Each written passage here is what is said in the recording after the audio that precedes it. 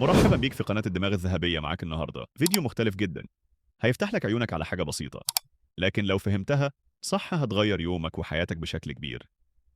الفايدة اللي هتحصل عليها بعد الفيديو ده إنك هتعرف إزاي تبدأ يومك بطريقة صحية ومنظمة، هتحس بطاقة وتركيز عالي، هتقلل التوتر والضغط، وهتتعلم خطوة بسيطة جدا هتخلي أي يوم صعب يتحول ليوم أسهل، وهيحسسك إنك ماسك زمام حياتك من أول لحظة تصحى فيها. خلينا نكون صرحاي، أول 10 دقايق في يومك مش مجرد دقايق عادية، دي اللحظات اللي بتحدد المزاج والتركيز والطاقة وقراراتك لبقية اليوم. لو بدأت اليوم بعشوائية أو توتر أو موبايل أو أخبار سلبية، اليوم كله غالبا هيبقى تقيل ومتوتر، لكن لو استغلتهم صح هتحس بيوم مختلف تماما. المخ البشري أول ما يصحى بيبقى في حالة استقبال عالية، يعني لسه فاضي ولسه مش مشغول، أي حاجة تدخل عليه بتأثر فيه بقوة زي العجينة الطرية. أول شكل يتاخد بيبقى ثابت وبيأثر على اليوم كله. أغلب الناس أول ما تفتح عينها تمسك الموبايل وتشوف رسائل وأخبار وسوشيال ميديا ومقارنات من غير ما تحس، تدخل دماغك في سباق مع الناس التانية وتبدأ تحس إنك أقل أو مش كفاية، وده بيأثر على التركيز والطاقة والقدرة على اتخاذ القرار.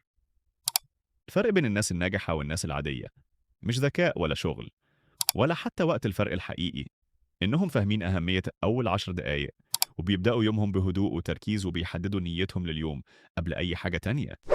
اللي هنعمله في الفيديو ده مش روتين صعب ولا تمرين ولا خطة يومية معقدة، هنتكلم عن خطوات بسيطة جدا ممكن أي حد يعملها عشان يسيطر على أول 10 دقايق في يومه ويبدأ يومه بطريقة صحية ومنتجة. أول حاجة لازم تعملها، أول ما تصحى سيب الموبايل بعيد حتى لو المنبه رن، لا تفتح الأخبار ولا السوشيال ميديا ولا أي رسائل. خلي أول لحظة لنفسك بس للهدوء، للتنفس، للإحساس بالتحكم في يومك. بعدها اقعد دقيقة أو دقيقتين ساكت، خد نفس عميق وبط، ركز على جسمك، حس بالسرير، حس بمكانك، حاسس إنك صحيت ومستعد لليوم. بعدها اسأل نفسك سؤال واحد، إيه اللي عايز اليوم ده يطلع عامل إزاي؟ مش خطة كبيرة ولا أهداف مستحيلة، بس إحساس عام عايزه هادي، منتج مرتب، مركز، إحساس بسيط بالسيطرة على يومك. بعد كده تحرك جسمك شوية، تمدد، حرك كتافك ورقبتك حتى لو مش هتعمل رياضة. الحركة البسيطة دي بتنبه الجسم وتدي دماغك إشارة أنت صحيت ومستعد. بعدين اعمل حاجة ليك، أي حاجة بسيطة تحسسك بالراحة، تشرب مية، تشوف منظر من الشباك، موسيقى هادية، سطر قراءة أو مجرد صمت آخر. خطوة، قول لنفسك نية واضحة لليوم، أنا هعمل حاجة واحدة مهمة، أنا هركز، أنا هسيطر على اليوم.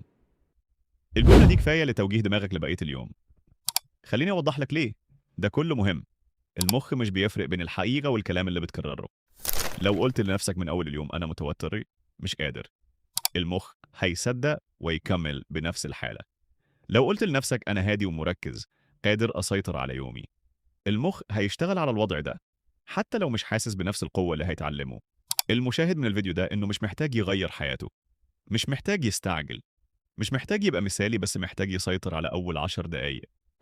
ولو طبقت ده أسبوع بس هتحس بالفرق، تركيز أعلى، توتر أقل، قدرتي أفضل على اتخاذ القرار، وطاقة أكبر. الناس اللي مش واخدة بالها من اللحظة دي بتفكر إن اليوم بدأ بعد ما يفتحوا الشغل أو المواصلات، لكن الحقيقة اليوم بيبدأ أول ما تفتح عينك. اللي يبدأ يومه بفوضى هتفضل يومه فوضى، واللي يبدأ يومه وعي وتركيز هتفضل يومه منتج. الفكرة كلها بسيطة جدا لكن تأثيرها قوي. كل يوم تبدأ صح، اليوم كله يشتغل لصالحك.